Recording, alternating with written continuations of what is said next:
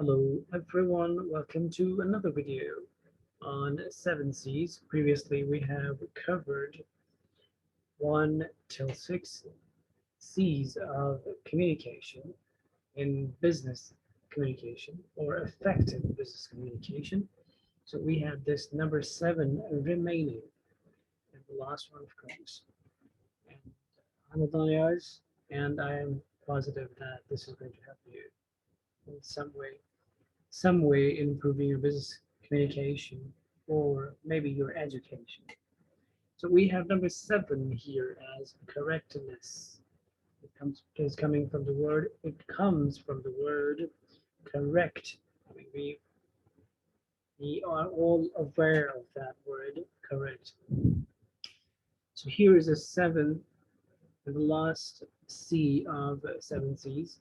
And it talks about correctness. So what we talk about when we talk about correctness, we can understand the accuracy of the information, that the information should be correct. And let's see what we have on the list. I do understand it will be more visible, more accurate, and clearer with the words written on the screen. We have correctness here. At the core of correctness is proper grammar. Now it deals with the proper grammar, punctuation, and spelling. Now we can just say it is fully dealing with the language stuff. You could remember, it could remind you of your school days or college days when you used to attempt the papers of grammar or language. So this is the last part here.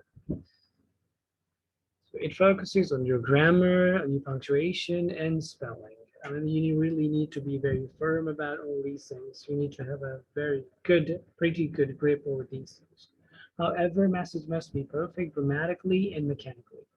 The term correctness, as applied to business messages, also means 3 characteristics. There are 3 points that need to be taken into consideration when we talk about this correctness in terms of business communication. So use the right level of language, check the accuracy of figures, facts, and words that we have already talked about, and then we have maintain acceptable writing mechanics.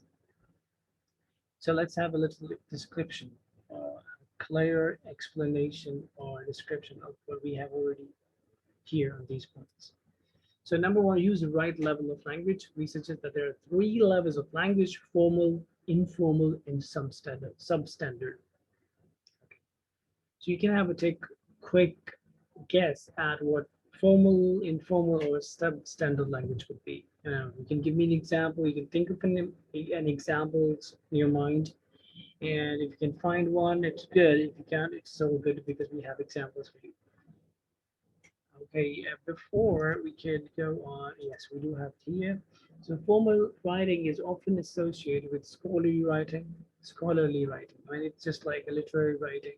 People who do PhDs or write thesis or some other stuff like that, they need to have this formality in their formal writing, in their essays and in their reports and whatsoever. Okay, so it is mentioned here as well: scholarly writing, doctoral dissertations, scholarly legal documents, and top-level government agreements and other material where formality is demanded. So that's what we call a formal language. Informal writing is more characteristic. It's more characteristic of business writing. I mean, I don't really think so. We go for informal language. We do go for formal language and informal sometimes, both in this language as well. Here you use words that are short, well-known, and conversational, as it is as this comparison list is shown here. So let's find out.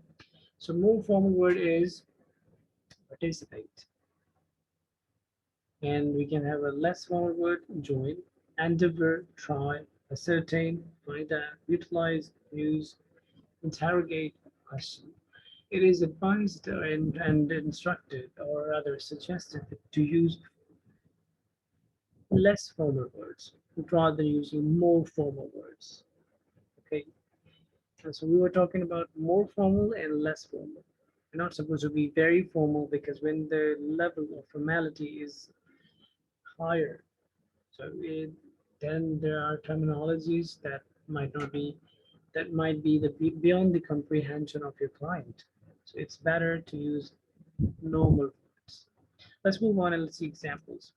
We have substandard language. Example here, avoid substandard language using correct words, incorrect grammar, faulty pronunciation, all suggest as inability to use good English. Some examples are here shown for you.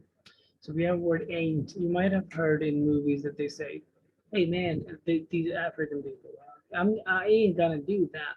I ain't gonna do that, man. I ain't like it, man.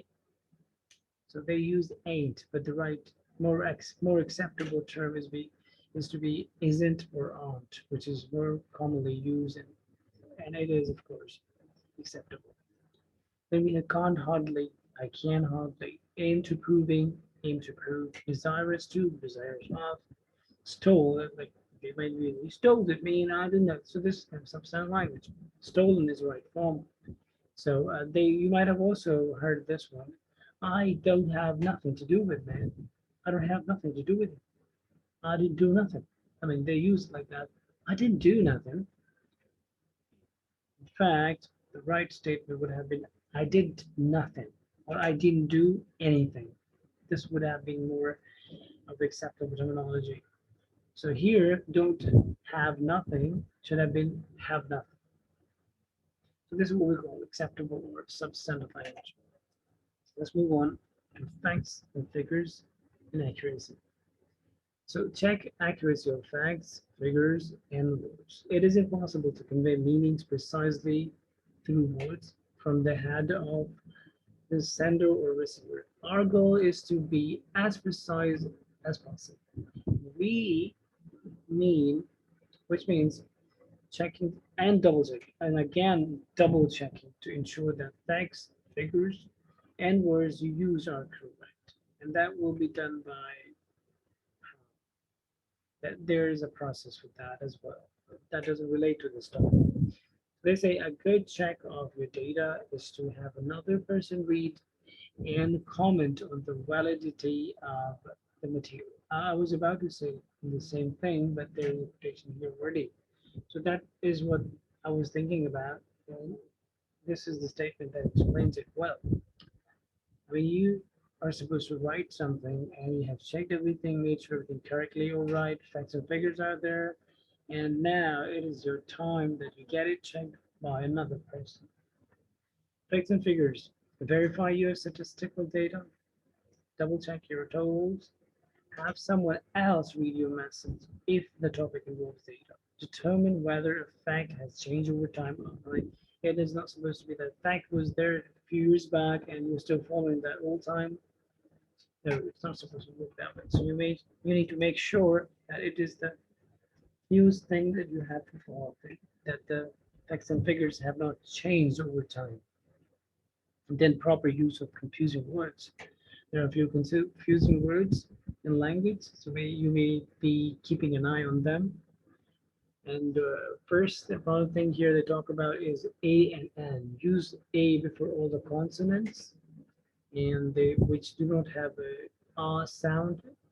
Okay, which do not start from do not start from the R sound, and use N before the sound of vowels, the sounds of vowels. I mean, not, yeah, there is a misconception. People use, they say we have to be using this and before every word which starts with a vowel. So it's not the case actually. It's not really the case. It is supposed to be a, and it is mentioned here, sounds or a long U sound, it is going to be for consonants. Use A, use and before vowels. It's supposed to be vowels plus vowel sound. I mean, most importantly, you're supposed to keep in mind that there's supposed to be a vowel sound. If there's a vowel sound, we'll be using and, which is more important. This is going to be a longer detail explanation, so I would not go into detail. So Then we have accept and accept. You know that we need to have a difference between them. And then anxious and eager.